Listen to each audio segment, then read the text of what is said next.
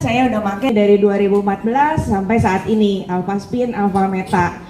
Nah, di awal saya pakai itu kesehatan saya luar biasa banget. Jadi saya setahun 4 kali bisa minum antibiotik karena batuk pilek berkepanjangan. Jadi kalau batuk pilek tuh saya bisa sebulan.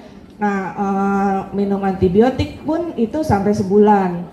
Kemudian batuknya luar biasa sampai saya pernah ronsen karena takut kalau ada paru-parunya terjadi sesuatu.